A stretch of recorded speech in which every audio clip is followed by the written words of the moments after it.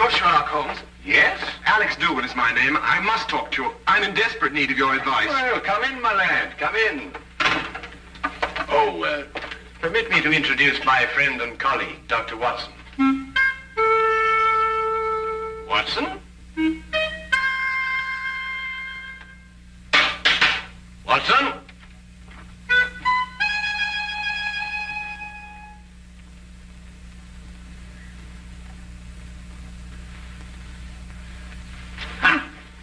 Just as I suspected. Well, Oh, my goodness me, a patient. Oh, I do beg your pardon leaving you standing there like that. Most remiss of me. There, if you sit down, I'll be with you in a moment. My dear doctor, Mr. Dougall is not your patient. He's come to see me. Huh? Huh.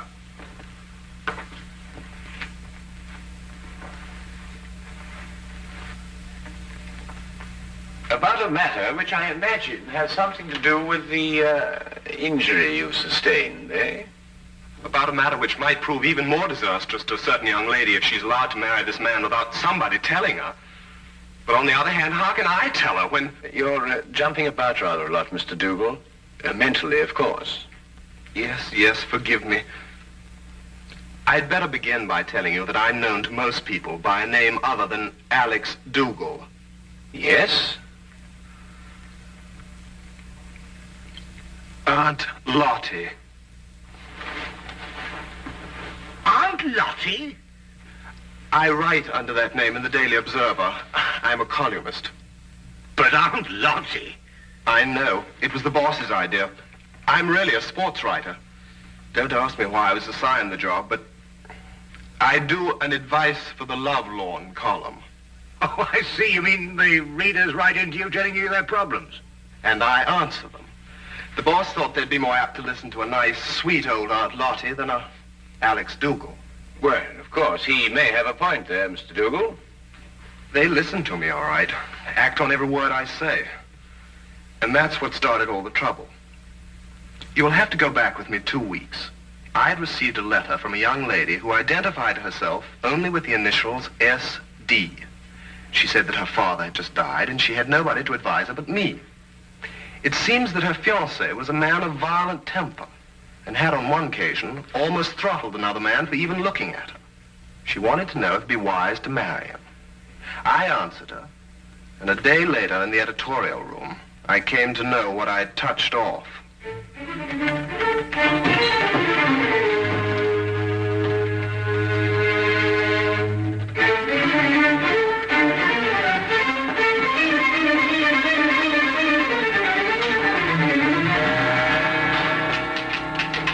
Find Aunt Lottie. Hey! She'd better be around. Just point her out. Now, wait a minute. It just so happens that I'm Aunt Lottie, and I want to know how you got in here. You're Aunt Lottie? That's correct. And you can be certain that if you've come with any problem, I shall be most uncooperative. Are you sure you're Aunt Lottie? That is my pen name. Have you any objections? None. None at all. I'm absolutely delighted to find that Aunt Lottie is a man. Really? Why? Because I would never dream of doing this to a woman.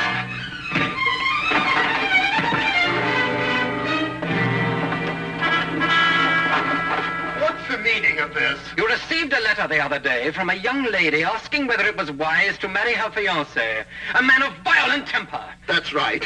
You replied in your column yesterday that it would be most unwise. It is, but what's it got to do with you? I know. Don't tell me. You're the fiancé. Aunt Lottie, you have a lot of mending to do. Mending? In your column tomorrow, I want you to take back every word. It's impossible. My publishers would never allow it. Right, then you'll go and see her personally. Her name is Susan Deering. Her address is 116 Chatham Hills Road, Barhampton. When you get back, I shall expect to hear that she has refixed the wedding date. Now, wait a minute. You can't intimidate me. I gave her my honest advice, and I intend to stick to it. What did you say? I intend to...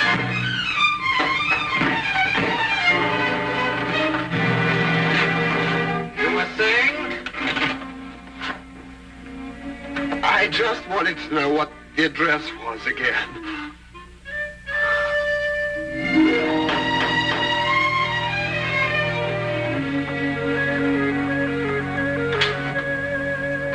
Miss Deering? I'm the housekeeper. Your name, please?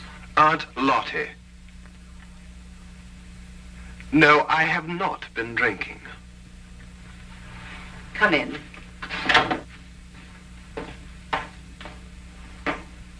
Wait here, please. I'll call her.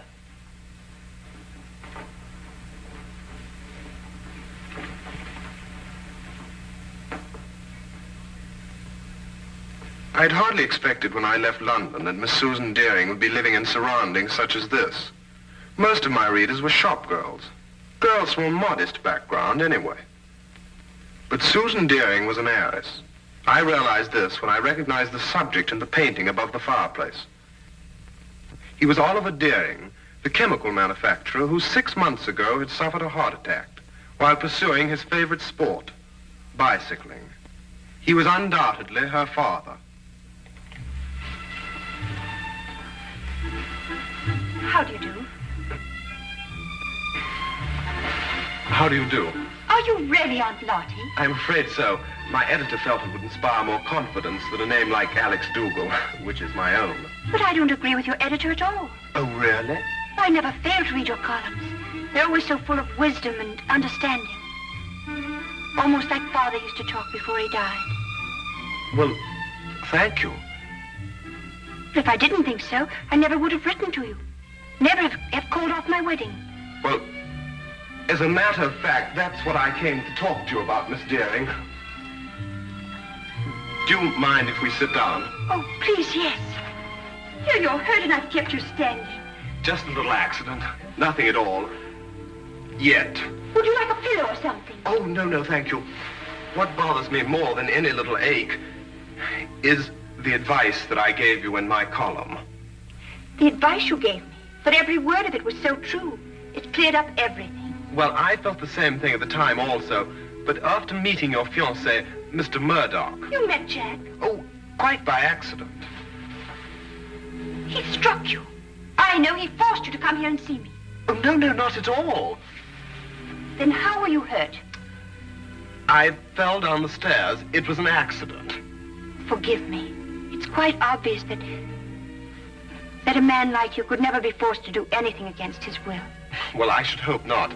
But at any rate, after meeting Mr. Murdock, I felt it my responsibility to come here and retract my original advice. Forgive me, Miss Deering. That's what I've been telling her.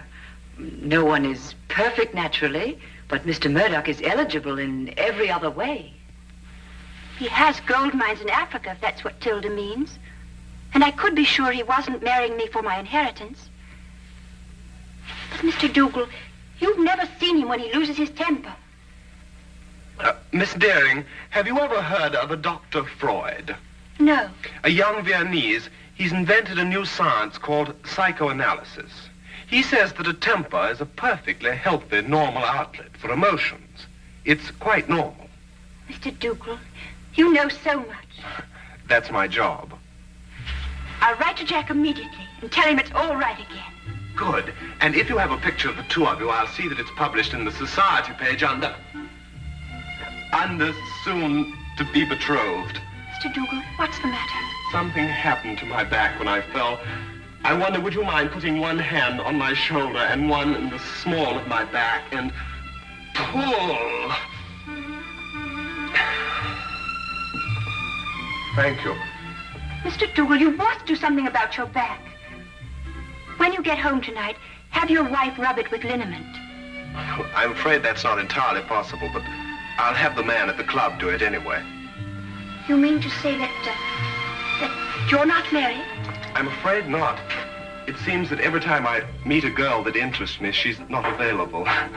But then that's life. There's always tomorrow, and, well, who knows? I might be as lucky as you and Mr. Murdock. Now, what about that picture? I'll get it for you.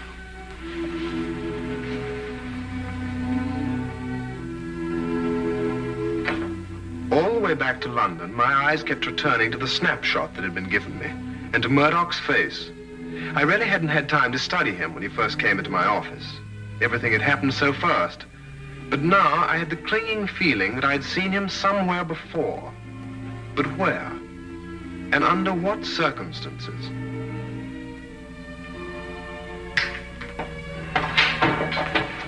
Hello, Dougall. I trust you were successful. Extremely. And I'm going back with even more confidence to make her change her mind next time. You're not Jack Murdock. And you don't have any gold mines in Africa. You're Freddie Brill, the racetrack fixer. Now, whatever gave you that idea? I used to be a sports writer, for your information, and I remember you very well. You got flung in jail for nearly killing a jockey that double-crossed you. And if you don't think I can prove it, just come down to the library and I'll show you a back issue with your picture in it. That won't be necessary. I didn't think it would be. So it's her inheritance you're after, is it? That's it. And I don't think you'll be telling her. What are you going to do? First, I'm going to make you best man at my wedding. What? After today, I can't trust you out of my sight. As best man, you have reason for being at my side every minute. But this is insane. Secondly, I make you this promise. If Susan should learn of my true identity before we're married, I won't make inquiries as to who told her. I'll assume it was you. And if it's the last thing I do, I'll kill you.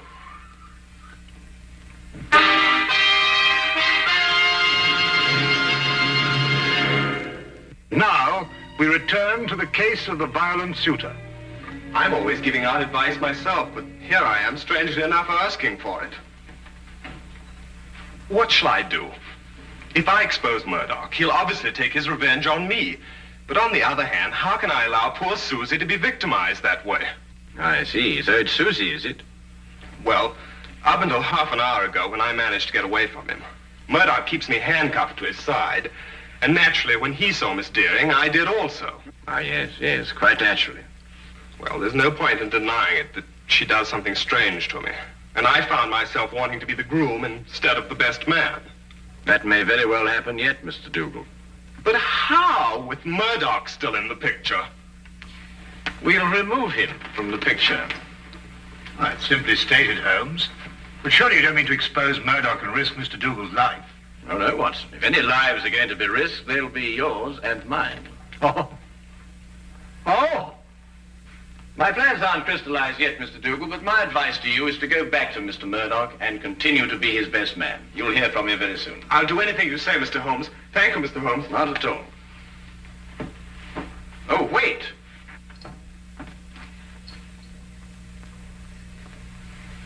It's all right.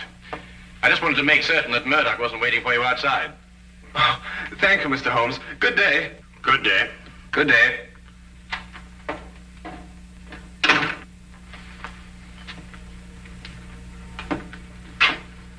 And how do you propose to help Mr. Dougall? By removing Murdock from the picture. But how? By proving that he killed Miss Deering's father. What? Safely behind bars, Murdock could neither marry Miss Deering or harm Dougall. But Miss Deering's father died of a heart attack. He was cycling. You heard it yourself. My dear Watson, it was made to appear as if he had been bicycling. Well, now, really, Holmes, you haven't even left the room. How can you say such a thing? Ah, here it is. I thought I'd kept it. Have a look. When that picture was published in the papers, I showed it to Inspector Lestrade as proof that Oliver Deering was murdered. But the good old inspector, with his usual dim-wittedness, refused to pay any attention to it. Well, I must say I can't see any signs of murder here. Notice Deering's coat. Yes, well, It's buttoned on the left side. so? Have a look at your own. Well, yes, I see that, but... It's my theory that Deering was at home in his shirt sleeves when Murdock struck him a blow on the back of the head that killed him. Then, in an effort to disguise his crime, Murdock, with the aid of a woman, dressed Deering and deposited him and his bicycle on a lonely stretch of country road. But the mistake had been made of buttoning his coat on the wrong side. Yes, but look here, just a minute. You've just talked about a woman. What woman? Well, his accomplice, of course. A woman would be more apt to button Deering's coat on the left side, since it was customary for her to button hers in that way. And talking of coats, I think you'd better take yours. It's going to be chilly in the country tonight. Well, assuming everything you say is true, what's the motive in killing Deering? Well, my guess is that Deering found out Murdock's true identity and prevented him marrying his daughter. And Murdock, seeing himself losing a fortune, lost his temper again. Come on, Watson. We'll pick up Lestrade on the way. Right. Just change my coat.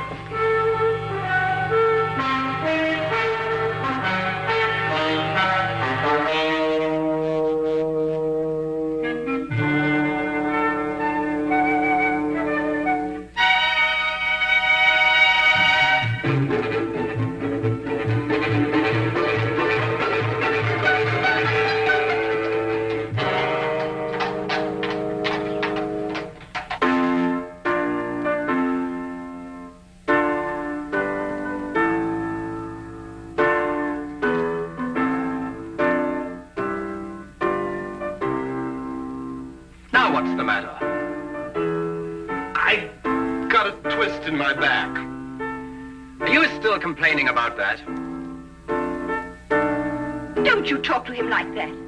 I'll talk to him any way I choose. Not around me, Jack Murdock, you won't. Tea is served. Nothing like a nice cup of tea to relax everyone.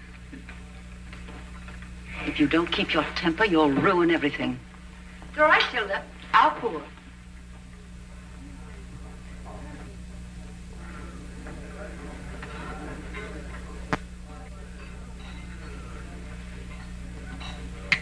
Why didn't I think of it? Of course. Of course, what? The accomplice, it's Tilda. The housekeeper? Yes, it would have to be someone normally attached to the house to have been present at the murder. Tilda fits the part perfectly. She would also have to know Murdock. And from the manner in which she's just been talking to him, that's obvious, too. Your theory sounds as wild now as it did when you first told it to me. Lestrade, give me your gun, will you? What for? Well, I'm just going to put my theory to the test. Wait a minute. Oh, don't worry, I shan't hurt anyone.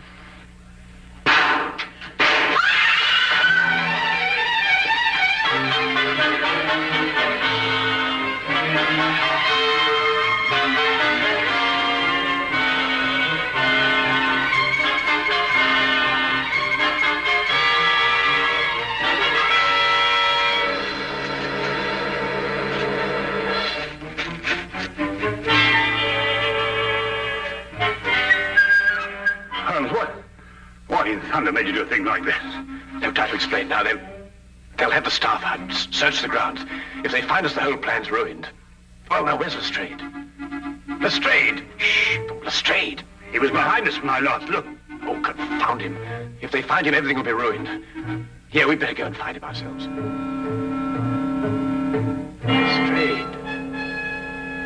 Lestrade. Oh, no, Holmes, look.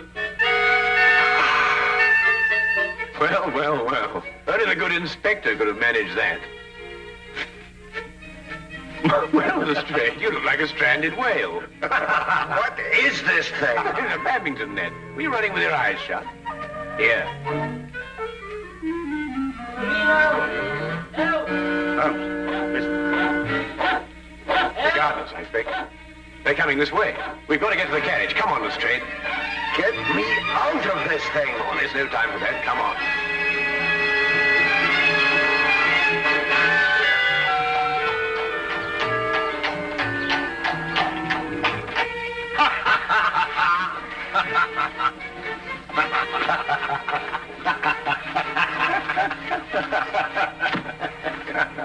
I see no item in the entire evening, Mr. Sherlock Holmes, that would prompt laughter.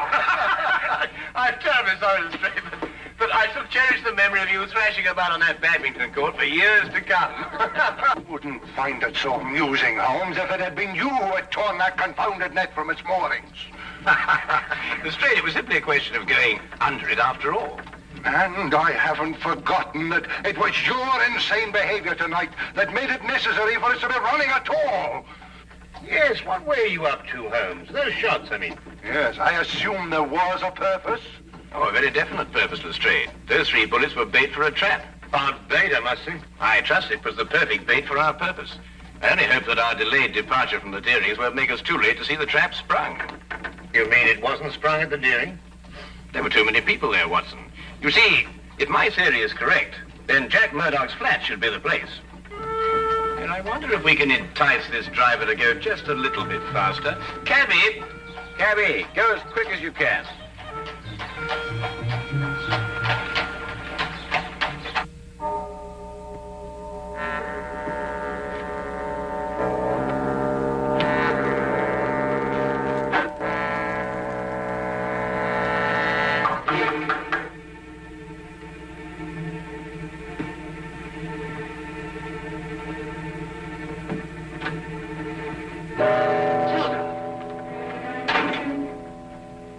Dougall's upstairs. He may see you. I'm not staying long. What is this? I'm within 2 days of marrying Susan and grabbing a fortune for us. For yourself, you mean? You never had any intention of sharing it with me. What are you talking about? £50,000 is yours the day I'm married. Didn't I promise it to you? Yes, but your circumstances were different then. I saw you kill Mr. Deering, and you got panicky that I would run to the police. But time's gone by, and now you've found a surer and cheaper way to keep me quiet. What do you mean? Back at the house before, you had someone try to kill me. Tilda, I told you, I swear I know nothing about those shots. You could never make me believe that. There's only one person in this world who would benefit by my death, and that person is you. I'll never feel safe while you're alive. I wouldn't do that if I were you, miss. Drop that gun. You're under arrest. We heard everything you said. You were tricked, Tilda. It was the police fired those shots at you. Well, Mr. Holmes here anyway. I had a feeling it would stir things up a bit. It's an old adage that partners in crime never trust one another. Get down!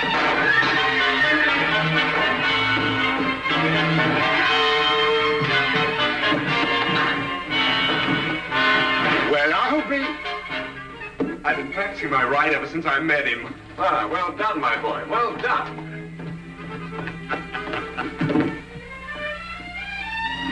You'd better come along too, miss.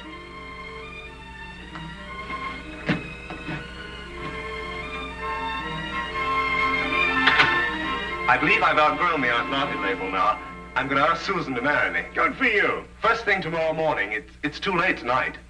Oh, I don't think it's too late. You don't? No. Definitely not. I'll go right now. Good idea.